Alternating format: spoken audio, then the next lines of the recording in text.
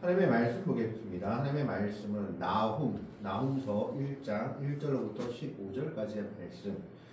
구약 성경 1299쪽에 있습니다.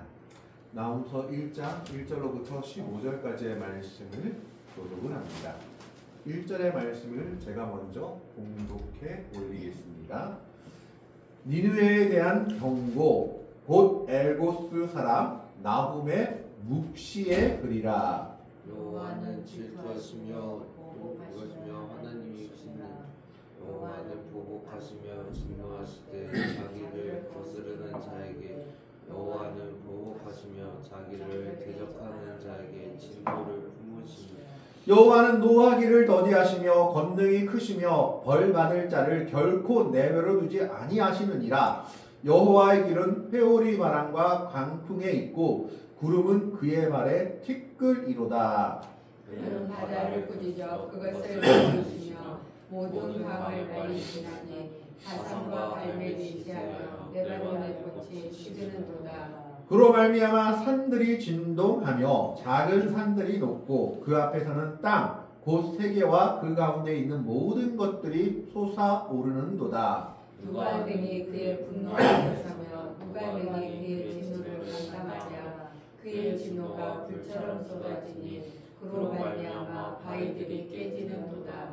여호와는 선하시며 환난 날의 산성이시라. 그는 자기에게 피하는 자들을 아시느니라. 그가 범람한 물로 그것을 진멸하시고 자기 대적들을 흑암으로 쫓아내시리라. 너희는 여호와께 대하여 무엇을 꾀하느냐. 그가 온전히 멸하시리니 재난이 다시 일어나지 아니하리라. 가시덤불같이 뭉클어졌고 술을 마신 것 같이 취한 그들은 마른 지푸라기같이 모두 탈 것이거늘. 여호와께 악을 꾀하는 한 사람이 너희 중에서 나와서 사악한 것을 권하는도다. 여호와께서 이같이 말씀하시기를 그들이 비록 강하고 많을지라도 반드시 멸절을 당하리니 그가 없어지리라. 내가 전에는 너를 괴롭혔으나 다시는 너를 괴롭히지 아니할 것이라. 이제 내게 지은 그의 멍에를 내가 깨트리고 내 결박을 끊으리라. 나 여호와가 내게 대하여 명령하였으니 내 이름이 다시는 전파되지 않을 것이라. 내가 내 신들의 집에서 새긴 우상과 좋은 우상을 멸절하며 내 무덤을 준비하리니 이는 내가 쓸모없게 되었습니다. 15절의 말씀을 같이 읽습니다. 볼지어다 아름다운 소식을 알리고 화평을 전하는 자의 발이 산 위에 있도다. 유다야 내 절기를 지키고 내 소원을 갚을지어다. 악인이 진멸되었으니 그가 다시는 내 가운데로 통행하지 아니하리로다 하시니라. 아멘. 오늘 나훔서는 니느웨의 멸망과 심판에 대해 예언하는 예언서입니다. 그런데 우리가 나훔서를 읽으면서 약간 의문이 드는 점이 하나 있습니다. 니느웨, 어디서 많이 들어본 성읍인데 어디서 들어봤냐? 요나서에 기록된 성읍이 니느웨입니다. 요나가 그렇게 가기 싫어하고 불순종하다가 바다에서 태풍을 만나 던져진 바 되고 물고기 밥이 되었다가 물고기 입에서 토하여서 사흘거리나 되는 성읍을 하루만 전도하면서 이 성읍이 망하리로다 외치고 결국 그 성읍의 모든 사람들이 왕으로부터 시작해서 베옷을 입고 회개하여 하나님의 용서를 받은 성읍이 바로 니느웨 성읍입니다. 이 니느웨는 이 당시 고대 근동 지방의 가장 강대국이었던 아수르의 수도였습니다. 아수르의 영토가 얼마나 넓었느냐? 아프리카 쪽으로는 이집트를 점령하였고 동쪽으로는 인도까지 다 있던 것이 아수르의 영토였습니다. 그래서 그 당시 고대 근동 지방을 모두 다 거의 다 점령했던 것이 아수르였습니다. 그리고 이 니느웨 성읍이 얼마나 강대하고 웅장하게 지어졌는지 역사적 기록에 의하면 니느웨 성읍 위에는 그 성읍이 얼마나 두껍고 단단하게 지어졌는지 그 성읍 위로 마차가 3대에서 6대 정도 지나갈 정도로 실제로 그렇게 통행할 정도로 성읍이 단단하고 견고하게 지어진 그 성읍이 바로 아수르의 수도인 니느웨의 성읍이었습니다. 그런데 아니 요나서에서는 하나님이 니느웨를 용서하셨는데 왜 나홈서에서는 갑자기 니느웨의 멸망을 다시 예고하고 있는 것일까요? 요나서는 니느웨에 대한 회개와 구원을 말하고 있는 책이라고 한다면 나훔은 니느웨에 대한 중한 경고와 심판, 멸망을 예언하는 책입니다. 요나는 하나님의 사랑을 이야기하고 있는 책이라면 나홈서는 하나님의 공의를 이야기하고 있는 책이다라고 볼 수 있습니다. 그러면 왜 그런 일들이 이루어졌느냐? 한마디로 이야기하자면 요나서에서 이루어진 니느웨의 회개가 반짝 회개였기 때문입니다. 회개의 역사가 계속 이루어지지 못하고 요나서에서 요나가 하나님의 심판을 전했을 때 니느웨 사람들은 충격을 받고 회개하였지만 이 회개의 역사가 오래 가지 못하고 나훔은 요나 시대 이후에 150년 이후의 선지자입니다. 요나 시대는 언제냐? 북이스라엘의 역사로는 가장 강대했던 여로보암 2세의 시대, 그리고 아수르는 정확한 이름은 아티티닌이라 2세의 시대여가지고 막 부흥하는 시대였습니다. 그래서 요나가 왜 실해했느냐? 이 당시는 아수르가 북이스라엘을 그렇게 심하게 괴롭히진 않았지만 아수르와 상당히 경쟁 관계가 되어서 북이스라엘이 위험할 지경에 있었기 때문에 원수된 땅에 가기 싫어했던 겁니다. 그래서 요나의 전도를 듣고 회개했지만 이 회개의 역사가 길게 이어가지 못하고 아수르는 다른 나라를 정복하면서 너무나 잔인하고 그리고 하나님의 방법에 맞지 않는 방법으로 정복한 백성들을 고문하며 괴롭히기 시작합니다. 그 악이 극에 달했기 때문에 150년 뒤 남유다의 거의 마지막 왕이었던 요시야 왕 때 요시야 왕 때 활동했던 나훔은 이 아수르의 멸망을 예고하고 있는 겁니다. 요나나 나훔이나 다 같이 남유다의 선지자였지만 북이스라엘 지역에서 활동했던 것으로 보여집니다. 이 나훔의 이름의 뜻은 위로자, 평안, 위로라는 뜻을 갖고 있었습니다. 그러니까 이 나훔은 어떤 뜻을 갖고 있느냐? 아수르 때문에 괴로움 받았던 민족과 나라들에 대해서 위로를 전하는 선지자다라는 겁니다. 아수르의 멸망이 연약했던 다른 나라들한테는 위로요, 소망이었던 겁니다. 오늘 1절과 2절의 말씀을 보면 하나님은 질투하시며 보복하시는 하나님이다 라고 얘기하고 있습니다.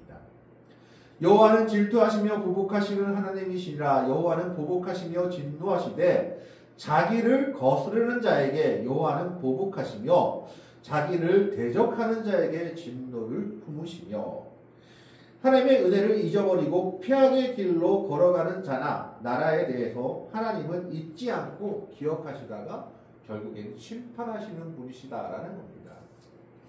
하나님은 질투하시며 보복하시는 하나님이신데 그럼에도 불구하고 하나님은 사랑하시는 하나님이시기 때문에 오래 기다려 주십니다. 그것이 3절에 나와 있습니다. 여호와는 노하기를 더디하시며 하나님이 노하기를 더디하시는 이유는 하나입니다. 죄인이 회개하여 구원에 이르기를 원하시는 것, 그것이 하나님의 원이기 때문입니다. 그렇기 때문에 이 아수르에 대해서도 요나 이후로 150년간을 참아오셨지만 이 아수르의 행위가 도저히 참을 수 없는 지경에 이르자 하나님은 심판을 예비하신 겁니다. 권능이 크시며 벌받은 자를 결코 내버려 두지 아니하시니라. 여호와의 길은 회오리바람과 강풍에 있고 구름은 그의 발 아래 티끌이로다. 모든 자연 만물을 들어서 하나님께서 심판하실 것임을 예언하고 있는 것이 나홈 선지자의 예언입니다. 도대체 이 아수르가 얼마나 악했기에 하나님은 나홈 선지자를 통해서 이렇게 심판을 예언하고 계시는 것일까요? 몇 가지 아수르의 악행이 있습니다. 첫 번째는 아수르는 전쟁하고 나면 이 포로들을 아주 잔인하게 대했다고 합니다. 정말 쇠꼬챙이에 찔러 죽이거나 그냥 이유도 없이 죽이고 포로에 대한 처우가 너무나 처참했다라는 겁니다. 두 번째는 이 아수르는요, 외교적인 약속을 안 지키는 나라로 유명했다고 합니다. 무슨 말이냐? 아수르는 자기보다 강한 나라, 대등한 나라와는 약속을 잘 지키는 것 같이 했지만 열왕기상이나 열왕기 하나 이런 걸 보면 이스라엘 같이 연약한 소국들에 대해서는 약속을 해놓고도 헌식처럼 버리는 일이 허다했다라는 겁니다. 그래서 북이스라엘 왕이 돈을 주고 아수르 왕한테 도움을 구했는데 나중에 오히려 그 왕이 북이스라엘마저 침범해버리는, 침략해서 자기의 식민지로 삼아버리는 역사가 일어납니다. 약속을 헌식자처럼 저버리는 그런 나라가 아수르였다라는 겁니다.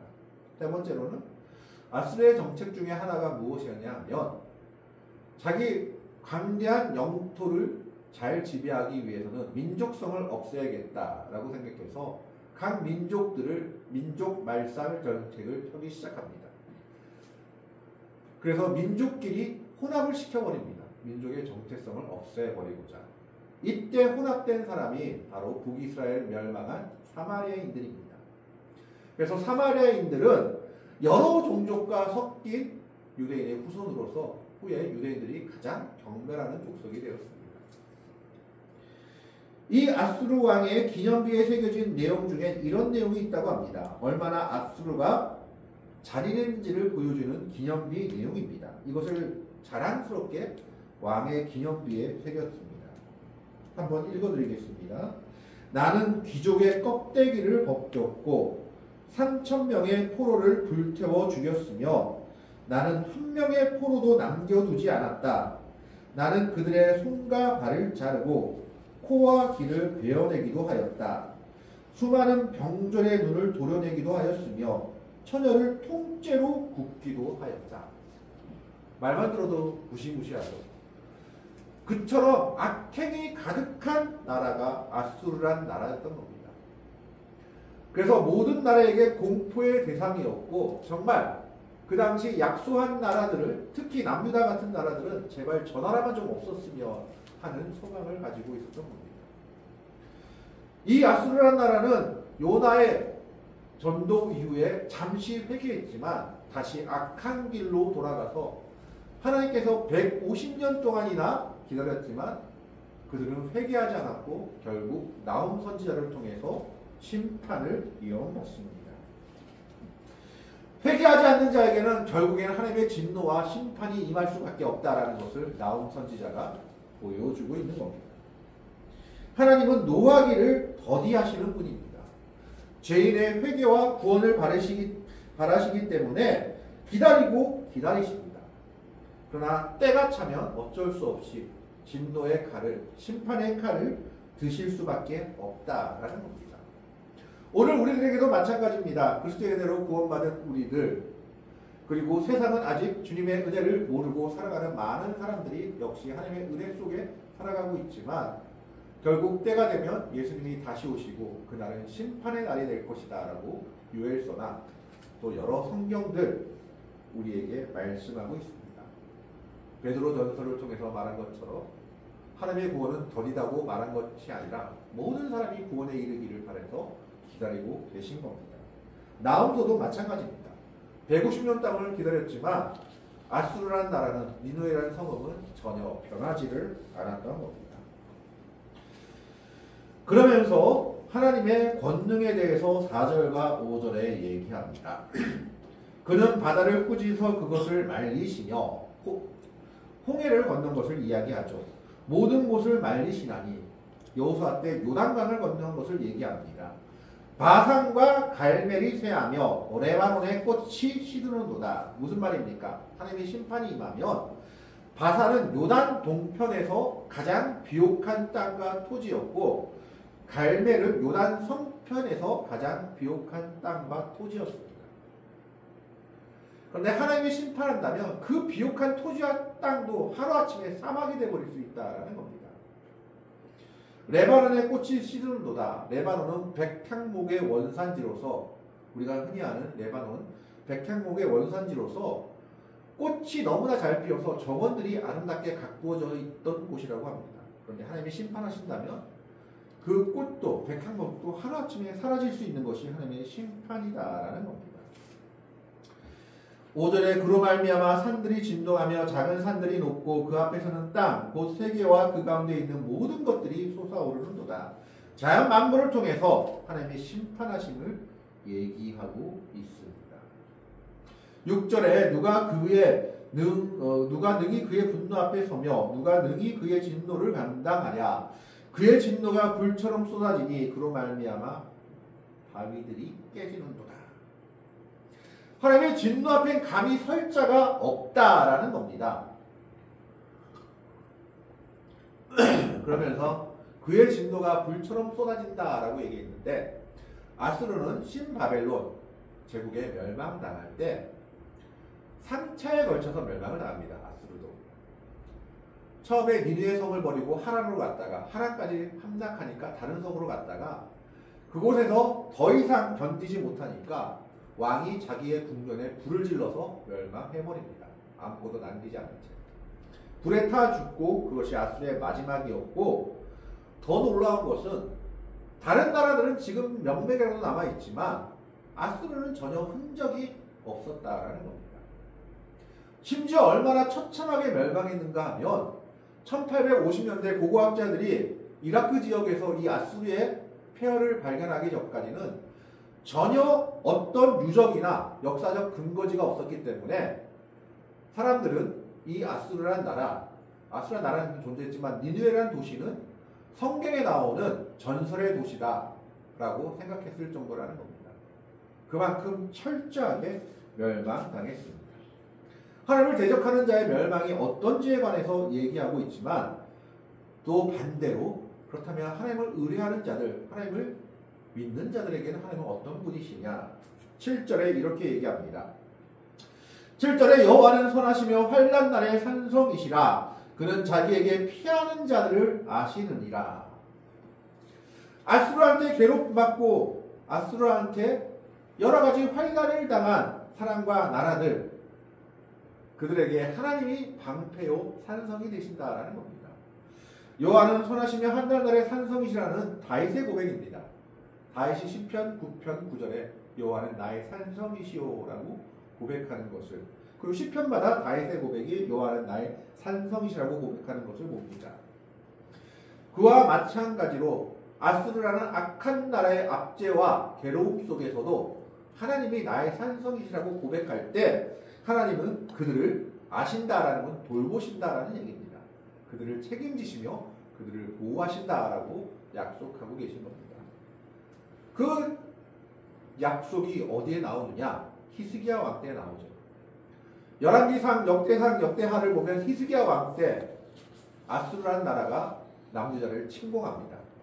북이스라엘을 멸망시키고 남유다를 침공해서 성경에 봐도 그렇고 역사적으로 봐도 그렇고 남유다 전체가 황폐해졌습니다. 그때 히스기야가 조공을 바치고 나에게서 돌아가십시오 라고 얘기하고 겨우 살아납니다. 그런데 아수르 왕이 이것에 만족하지 않고 군대를 또 보내가지고 완전히 점령해 버리려고 합니다. 이때는 어떤 말도 소용이 없고 그저 항복하거나 죽는 것만이 선택이었을 때 히스기야가 아수르 왕이 보낸 편지를 들고 여호와의 전에 올라가 기도합니다.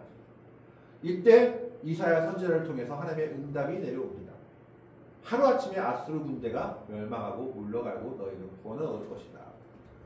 성경에서 뭐라고 되어 있느냐? 18만 5천 명이나 되는 아수르 군대가 하루아침에 죽었다. 그래서 그 왕이 얼굴이 부끄러워서 자기 나라로 돌아갔는데 그 돌아가고 나서 10년 뒤에 아들들한테 살해당합니다. 바로 하나님은 자기에게 피하는 자들의 산성이 되시고 그들을 구원하시는 분이심을 얘기합니다. 하나님을 대적하는 자, 악한 자에게는 칼날과 같은 불길과 같은 심판을 예비하고 계시지만 하나님을 의뢰하는 자들에게는 하나님의 산성이 되시며 모든 환난과 아수르의 압제와 핍박 같은 환경 속에서도 보호하시며 구원하신다라는 겁니다. 그것이 하나님을 믿는 백성들의 소망입니다. 그러면서 니느웨에 대해서 이렇게 예언합니다. 8절 말씀 보시겠습니다. 그가 범람하는 물로 그곳을 진멸하시고 자기 대적들을 흑암으로 쫓아내시리라. 많은 역사학자들이 아수르라는 나라가 왜 이렇게 갑자기 망했는가에 의아심을 가지고 있었습니다. 그 당시 일어난 신바벨론은 그렇게 크지도 않은 나라였습니다. 물론 메데라는 나라하고 연합을 하긴 했지만 역사적으로 볼 때 아수르라는 나라를 이길 수 있는 나라가 아니었다라는 겁니다. 그래서 여러 가지 추측을 내놓았습니다. 왕들이 타락해서 국력이 약해졌다. 바벨론뿐만 아니라 이방 민족들이 같이 침략한 것 같다. 그런데요, 니느웨라는 성읍이 고고학적 발굴을 통해서 밑에 묻혀있는 게 1850년대, 1900년대 발견되고 나서 거기에 토소관이 뭐냐면 흙으로 만든 책들이 있는 그런 도서관입니다. 그것이 발견되고 거기에 뭘 얘기가 있었느냐? 홍수 얘기가 있었던 겁니다. 그리고 그 지역을 발견해 보니까 진흙이 그 지방까지 차올랐고 홍수로 니느웨가 큰 난리를 겪었던 것이 역사적 발굴로 기록되어 있습니다. 그러니까 국력도 약해졌지만 그에 더불어서 아수르란 나라가 멸망할 정도의 호수가, 그 도시가 멸망할 정도의 홍수가 그날에 들이닥쳤던 겁니다. 그래서 오늘 말씀처럼 그가 범람하는 물로 그것을 진멸하신다는 거, 홍수로 완전히 그 니느웨가 엎어져 버렸고 그 이후로 1800년대 이르기까지 아수르란 나라가, 니느웨란 나라가 실존했는지 모를 정도로 덮어버렸던 겁니다. 하나님의 심판이 얼마나 철저했는지를 보여주고 있습니다. 그런데 어리석은 자들은 끝까지 회개하지 않고 뭘 합니까? 9절의 말씀에 보면 너희는 여호와께 대하여 무엇을 꾀하느냐? 그가 온전히 멸하시리니 재난이 다시 일어나지 아니하리라. 이 9절의 말씀이 무슨 뜻이냐? 여호와께 대하여 무엇을 꾀하느냐라는 말은 하나님을 거슬려서 인간적인 꾀를 뭐하러 내느냐? 왜 시간을 낭비하느냐? 이런 말입니다. 재난이 다시 일어나지 아니한다는 것은 아수르에 대한 재난이 다시 일어나지 아니한다는 말이 아니라 아수르라는 재난이, 아수르는 재난이었습니다. 이웃 나라들한테 그리고 연약한 사람들한테 이 재난이 다시는 일어날 수 없게 완전히 망하게 될 것이다 라고 나온 선지자는 예언하고 있는 겁니다. 어떻게 망했느냐? 10절의 말씀처럼 가시덤불같이 엉클어졌고 술을 마신 것 같이 취한 그들은 마른 지푸라기같이 모두 탈 것임을. 가시덤불같이 엉클어졌고 술을 마신 것 같이 취했다는 건 하나님을 대적하는 모습을 이야기합니다. 그들이 결국 어떻게 되느냐? 불에 타 죽을 것이다. 이것이 하나님의 심판이다 라고 말하고 있습니다. 그러면서 11절에 여호와께 악을 꾀하는 한 사람이 너희 중에 나와서 사악한 것을 권하는도다. 이 말씀이 조금 이해하기가 어려운데 이것은 아수르 왕들이 이웃 나라들에게 행한 것을 말하느냐 아니면 다른 것이냐라고 했을 때 많은 학자들이 동의하는 것이 히스기야 왕 때 아수르 왕이 랍사게라는 신하를 보내서 항복을 원합니다. 이때 히스기야 왕의 신하들이 우리가 아수르 방언을 아니까 아수르 말로 하십시오. 유다 말로 해서 우리 백성들 불안하게 하지 마십시오 라고 얘기를 합니다. 그런데 이 랍사게라는 사람이 왕이 나를 너에게 보낸 것은 너희만 들으라고 보낸 것이 아니라 이스라엘 백성들 다 들으라고 보낸 것이다 하면서 유다 방언으로도 얘기를 합니다. 그러면서 엄청난 공포를 심어주죠. 이때 이 학자들은 랍사게가 유다 방언을 이렇게 잘하는 것으로 봐서 이 사람은 변절자였을 가능성이 크다라고 얘기합니다. 친일파처럼 유다 사람인데 아수르에 붙어가지고 아수라 나라가 강대하니까 아수르 편에 붙어가지고 유다를 치는데 앞장섰던 변절자였다라는 겁니다. 그 사람이 바로 악을 꾀하는 한 사람, 이 랍사게를 가리켜 이 랍세가 같은 사람이 하나님의 택한 백성이라도 유혹하고 넘어지게 하려는구나. 그런 것이 이 땅에 많다라는 겁니다. 그렇지만 그들의 꾀는 결코 이루어질 수 없고 그들의 모사는 결코 성공될 수 없습니다. 12절 말씀에 여호와께서 이같이 말씀하시기를 그들이 비록 강하고 많을지라도 반드시 멸절을 당하리니 그가 없어지리라. 내가 전에는 너를 괴롭혔으나 다시는 너를 괴롭히지 아니할 것이라.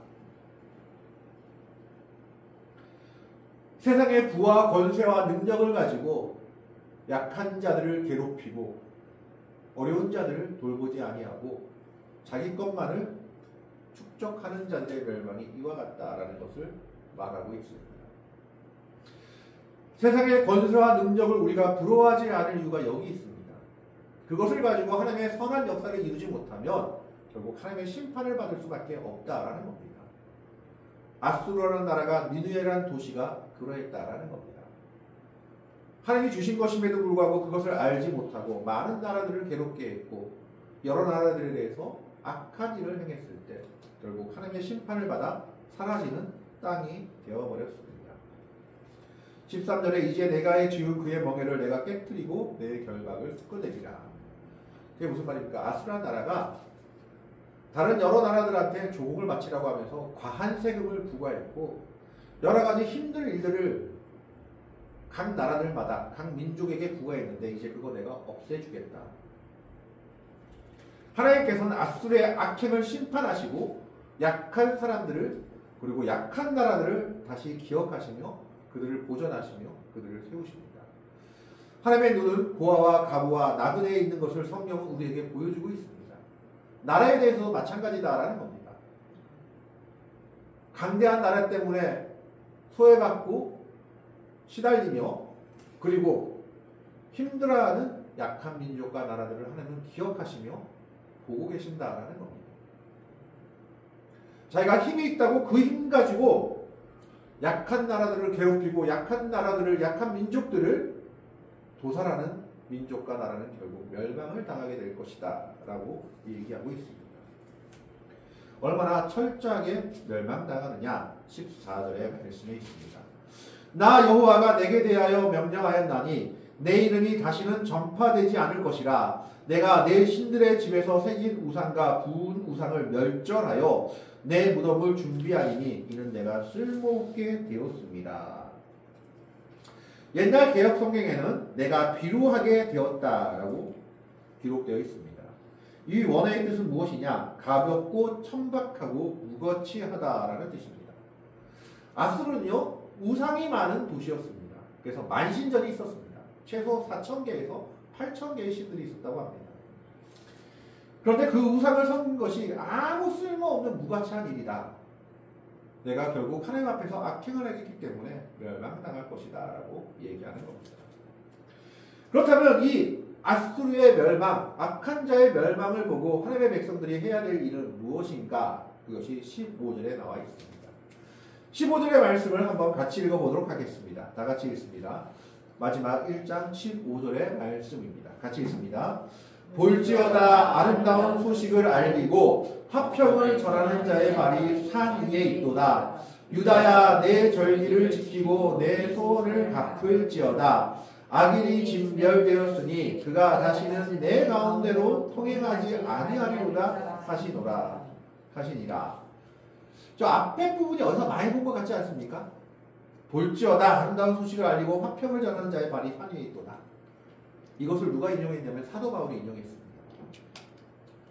고린도전서인가요? 10장 15절인가 보면 전도에 관해서 말하면서 이 말을 인용했습니다. 니느웨의 멸망이 악한 자에게는 심판이요 그리고 정말 괴로운 일이지만 아수르 때문에 힘들어했고 아파했던 많은 사람들에게는 복음이었다라는 겁니다.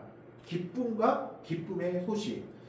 그래서 빨리 이 소식을 전해야 됐던 겁니다. 그래서 볼지어다 아름다운 소식을 알리고 화평을 전하는 자의 발이 상에 있도다.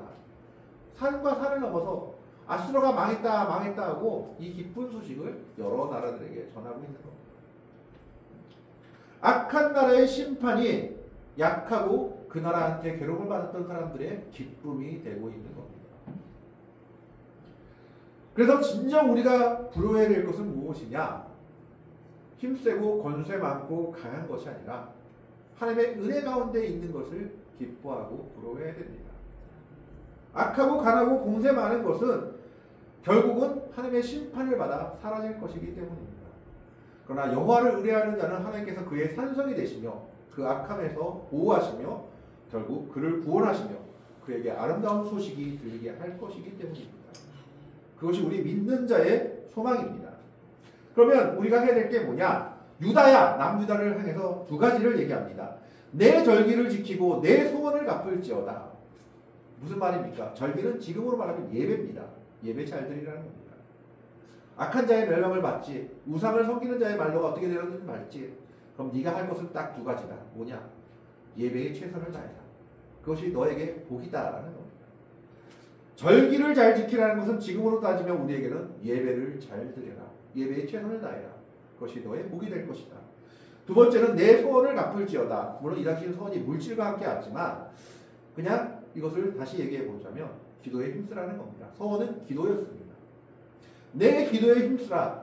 이제는 하나님께서 너를 괴롭히는 대적을 멸망시킨 것을 내 눈으로 봤으니까 악한 자를 부러워하지 말고 악한 힘을 부러워하지 말고 악한 권세를 부러워하지 말고 오로지 하나님의 은혜 가운데 거하면서 하나님의 복음 가운데 정말 화평을 전하는 자의 발. 왜 화평을 전하는가요? 아수르가 없어졌으니까, 괴롭히는 자가 없으니까 화평입니다. 그리스도의 복음도 마찬가지죠. 그리스도의 복음으로 말미암아 우리가 사망의 권세를 이겼기 때문에 그 복음을 전하는 것이 우리에게는 화평인 겁니다. 그렇다면 우리가 해야 될 일은 두 가지입니다. 예배에 최선을 다하는 것, 아름다운 예배를 드리는 것. 두 번째는 기도에 최선을 다하는 것, 소원을 갚는 것, 하나님께 기도하며 나아가는 것. 그것이 우리가 해야 될 것이다 라는 겁니다. 우리가 그렇게 예배에 최선을 다하고 정말 기도에 최선을 다하며 나아갈 때 어떤 일이 일어나느냐? 악인이 진멸되었으니 그가 다시는 내 가운데로 통행하지 아니하리로다 하시니라. 무슨 말입니까? 우리나라 윈즈대전 때도 어떤 일이 있었습니까? 명나라를 치러가기 위해서 길을 비켜달라. 그래서 전쟁이 일어나지 않았습니까? 이 당시 남유다도 교통의 중심지니까 아수르가 왜 자꾸 침공했느냐? 이집트 치러가게 길 비켜. 그리고 또 어디 가게 길을 내줘. 그럼 길을 내주는 그 자체는 무엇입니까? 나라가 망하는 것이죠. 그러나 하나님께서 아수르에 대한 심판, 니느웨에 대한 심판을 이루었기 때문에 이제 다시는 그런 일이 없고 너에게 평화의 날이 될 것이다. 그러면 내가 할 것은 두 가지다. 하나님께 온전한 예배를 드리고 하나님께 마음을 다한 기도를 드려라. 그러면 평화의 날이 계속될 것이다. 이것이 하나님이 하나님의 백성들을 향한 약속이었습니다. 이것이 하나님의 진노와 구원의 두 모습입니다. 악한 자에게 하나님의 진노와 심판이 임하셔서 결국 멸망을 이루었으며 그 연약한 속에서도 끝까지 하나님을 믿고 의지하는 하나님의 백성들에게 하나님의 구원이 임한 것입니다. 여호와를 의뢰하는 자에게 산성이 되시며 피하는 자들을 보호하시며 그리고 결국은 그들에게 아름다운 소식이 들려지게 합니다. 아수르의 멸망, 니느웨의 멸망이 아수르 때문에 괴로움받았던 나라들에게 남유다에 전해지게 됩니다. 그러면서 두 가지를 당부하죠. 절기를 지키고 소원을 갚으라. 오늘 말씀으로 하면 예배에 최선을 다하고 기도에 힘쓰라는 겁니다. 그랬을 때 하나님께서는 우리에게 더욱 아름다운 소식들, 복된 소식들을 우리에게 허락하시며 악인이 진멸되어서 우리 가운데 통행하지 않게 악한 일들이 우리 가운데 일어나지 않게 하나님의 백성들을 보호하시며 지켜주실 겁니다. 오늘 이 말씀을 기억하면서 악한 자의 형통과 권세를 부러워하지 말고 오로지 하나님만 믿고 의지하면서 하나님이 우리의 산성되심을 믿고 감사하며 예배에 최선을 다하는 아름다운 성도, 기도에 힘쓰는 믿음의 성도들이 되셨을 때 하나님께서 주시는 평화의 복을 누리며 받아가는 참으로 그런 은혜의 삶을 살아가는 복되고 아름다운 성도들이 되시기를 주님의 이름으로 간절히 축원합니다. 아멘. 기도하겠습니다. 하나님, 오늘